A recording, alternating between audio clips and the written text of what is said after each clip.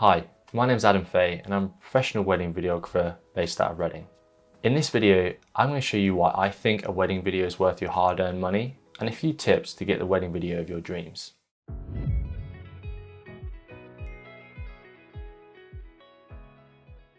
Okay, so the number one question I see brides asking is a wedding video worth the money? And maybe you're thinking photography is enough. But if you're on the fence at all, I think I only need two reasons to convince you that a wedding video is worth the money. So the main reason is this. In life, we regret the things that we don't do more than things that we do. So let me put it to you this way.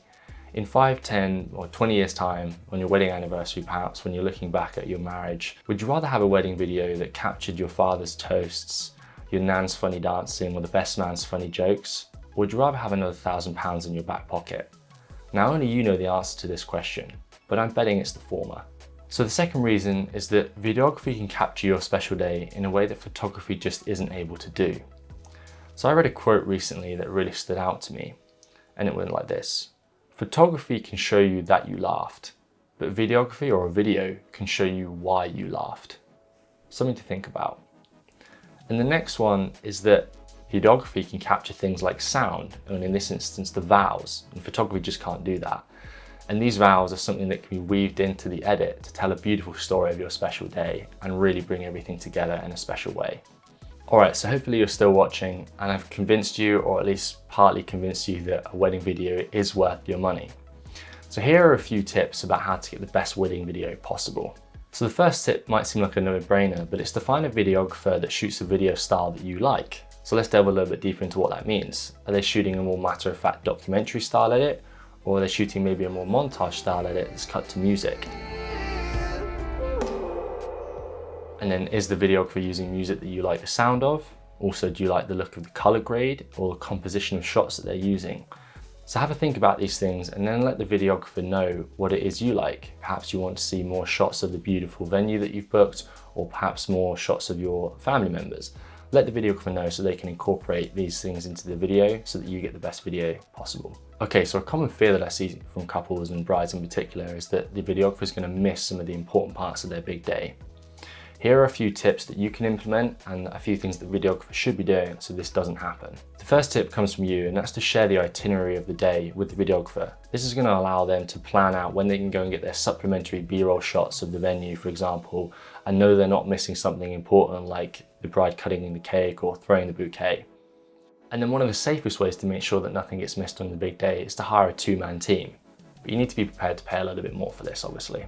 Okay, the second tip is kind of similar to the first, and that's to put the videographer in touch with the venue so that they can scope out the venue, kind of plan what kind of shots they might be able to get from the venue, and also kind of liaise with the venue around lighting, which is another important thing that the videographer needs to consider because they need to make sure the video is going to be well lit. And we'll touch on this in other videos. And then the third one, much like the first and second one, you're noticing a theme here, is to put the videographer in touch with the photographer. This will allow them to hopefully sync up before the wedding and plan out how they best want to work together, which is an important thing on the day because we don't want the videographer and the photographer butting heads. So the next set of tips are a little bit kind of delving into the weeds of videography, but my argument here is if you're paying up to £1,000 or even more on a wedding video, you kind of want to know that you're getting professional edit, and asking your videographer these questions should help with that. Okay, so the first one is to ask the videographer if they're using a full frame camera. If they don't know what this is, you need to run a mile very quickly. A full frame camera is effectively a high-end DSLR or mirrorless camera and is going to provide you with the best possible quality of footage. Next one is to ask if the videographer is using a stabilizer or a gimbal. This is going to make sure they get really smooth shots and they're not shooting handheld and the footage is going to be all shaky. It's quite an amateur thing to have shaky footage. So the last quick tip here is to ask the videographer where they're licensing their music from and is it a reputable site. And then a real pro tip is to get that videographer to send you their login details so that you can go pick the music that you really like the sound of. This is going to save them a load of time and make sure that you get a song that you really like the sound of, which is obviously going to make the video much better for you. Okay, so the last topic I want to cover is what to do in some worst case scenario situations and some simple and effective ways to mitigate the risk. So one of the big fears I see from brides and grooms is that the videographer cancels on them. Now, if it's last minute, there's not so much we can do about that. You know, lightning does strike sometimes and you want to potentially have a refund clause, you know, for last minute cancellations.